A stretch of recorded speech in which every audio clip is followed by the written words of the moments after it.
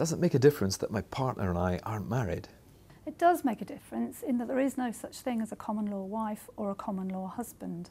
And so the arrangements on separation are very different to the arrangements on divorce.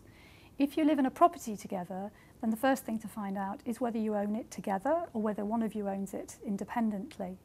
And once you've found that out, you'd need to look at whether one of you has acquired an interest in that property other than by the original ownership of it. So for example, has one of you put some money into the property at the outset? Did one of you pay for the mortgage throughout? Did one of you carry out or pay for some renovation works? That might mean that the person who's invested that money or carried out the works has acquired an interest in that property. It might mean that they haven't. And the law in this area is very unclear, and it is an area in which you'd need some specialist legal advice. But how do I actually find that out for myself? Well, you would need to actually research what the contributions have been to each of the property in terms of who's put money in, what the agreement was at the outset, what was said to each other at the time that you bought the property. Did you buy it in joint names, agreeing that that was going to be the arrangement during your relationship and when you split up? Or did you put it into one of your names on the basis that the other person understood that if there were a problem in the relationship when you split up, you would share the money, the equity in that property equally? So the detail of what was said to whom and how you contributed to the property throughout your relationship would be very important to find out. Is it important that these things are all written down? Yes, if you have written evidence at the time that the intention as to the ownership of the property, and there may well be some legal documentation on that with the solicitors who helped you with the conveyancing, the buying of the property. So there may be some original paperwork that you have. It may be that you made notes during the relationship about who was contributing what and the basis on which you were doing so. That all would be very helpful.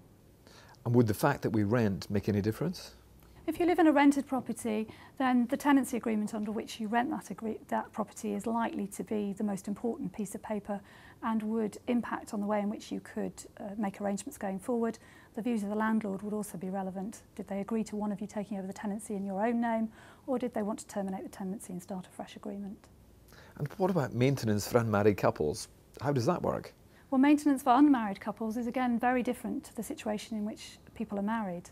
In relation to children, it's very similar because the Child Support Agency or the CMEC, which is the organisation that's going to take over from the Child Support Agency, would be likely to become involved.